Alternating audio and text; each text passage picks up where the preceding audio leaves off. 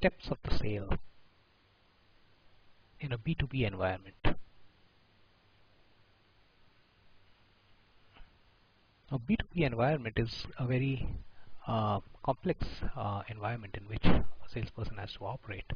Here there is no one customer who's taking a decision. Typically there will be many representatives of customers who will be involved in making the purchase decisions. There are often large decisions which are made, and very often there is a scope of repeat business. So a B2B is a very different case from a business to consumer, a B2C kind of an interface. Now in the B2B, one of the most important things that in the steps of the sale is to get an entry into an account. Get an entry. Now remember, getting an entry into account can be a step, but it might take time. There are two approaches which people use for getting an entry. One is a pull approach and the other is a push approach. Both of them in various combination works.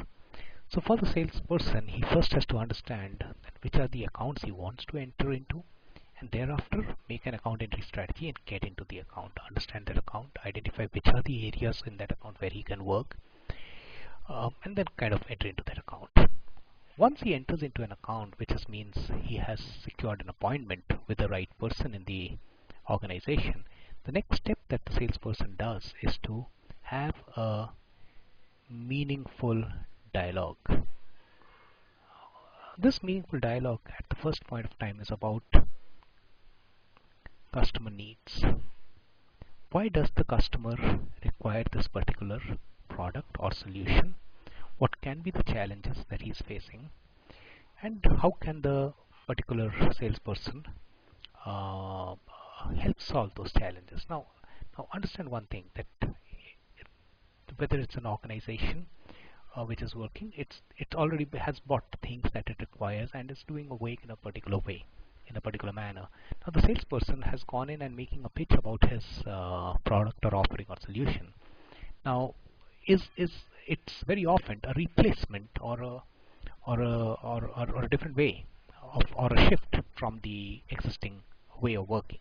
So salesperson needs to be aware of that, and he needs to then uncover the customer needs.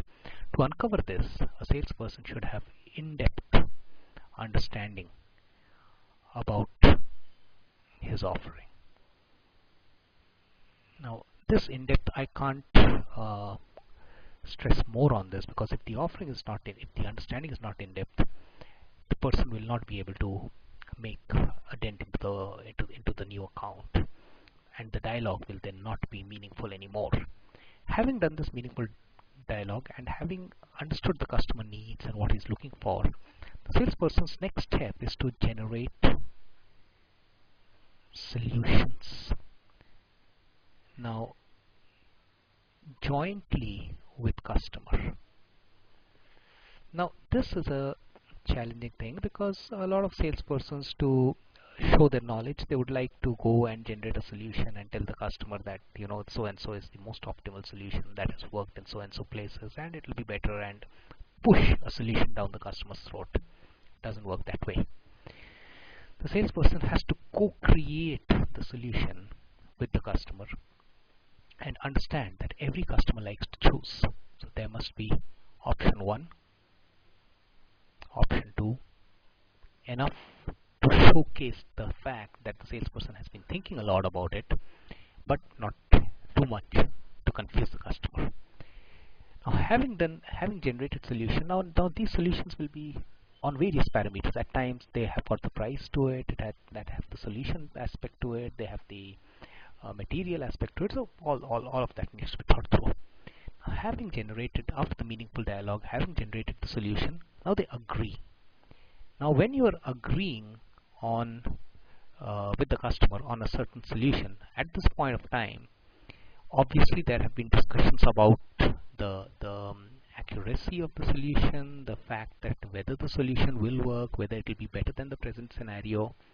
At this point of time also, competitive issues need to be handled, and doubts which are there in the mind of the customer need to be handled. Now understand again that if the salesperson is not an expert in that particular work, he will not be able to do this well. So he, along with being an expert, he has to be a good listener at the stage. Now, having agreed on a particular solution and a particular now here also a lot of, I would also say, having done this, then they come to a contracting and a negotiation phase, which then leads to contracting.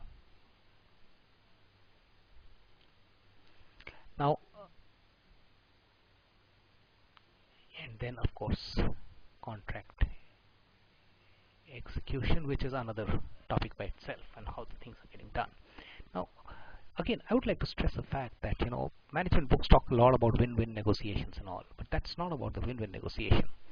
Negotiation is one where the sales strategy is being executed. So, for example, if in a particular organization there is no presence of the sales organization, then of the vendor organization, then the sales strategy can be to get in first, and then kind of scale up.